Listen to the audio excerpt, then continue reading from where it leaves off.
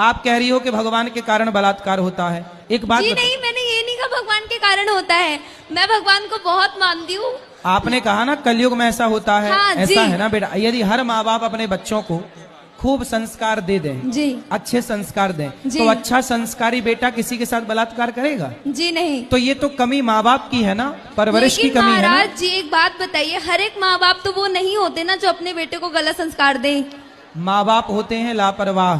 जी आजकल के माँ बाप कैसे होते हैं, बच्चे कहीं भी जा रहे हैं उन्हें कोई मतलब नहीं। अरे माँ बाप केवल बच्चे पैदा करने से माँ बाप नहीं होते, बच्चों को योग्य बनाना किसकी जिम्मेदारी है? माँ बाप की। फिर यदि कुम्हार के हाथ में मिट्टी है तो कुम्हार चिलम भी बना सकता है और घड़ा भी बना सकता है। जी कुम्हार चाहे चिलम बनाए और कुम्हार चाहे तो घड़ा बनाए। जी। उसी तरह माँ चाहे तो बेटे को राम बना दे और माँ चाहे तो बेटे को रावण बना दे। राम को आप एक पूजनीय शख्स मानते हैं। मैं, क्योंकि मेरे लिए वो एक ऐसे कोई भगवान नहीं है जिन्होंने कोई बहुत चमत्कारी काम किया हो।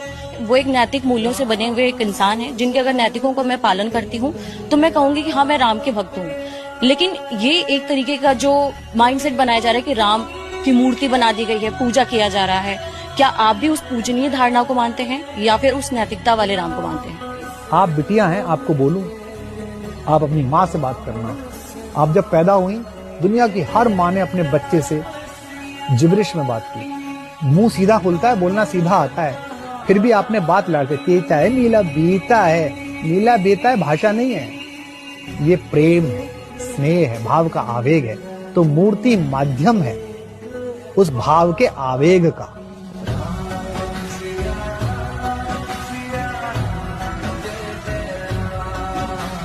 यदि किसी का पिता दुराचारी भी हो, चाहे संसार उसे त्याग भी दे, तो भी पुत्र का धर्म है कि वो अपने पिता को भगवान की तरह पूजे, क्योंकि पिता मनुष्य का प्राणदाता होता है। लक्ष्मण, जो पिता की भक्ति नहीं करते, देवता तो क्या, स्वयं भगवान भी उनकी पूजा को स्वीकार नहीं करता।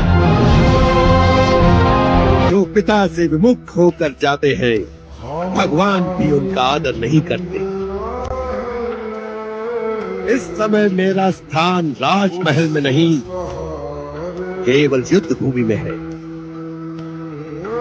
यदि राम मुझे तीनों लोगों का राज्य भी प्रदान कर दे, तो भी मैं युद्ध से भागे हुए कायर की संज्ञा लेकर जीवित नहीं रहना चाहता, क्योंकि मेरी आत्मा ही मेरा सम्मान नहीं करेगी तो दूसरे क्या करें।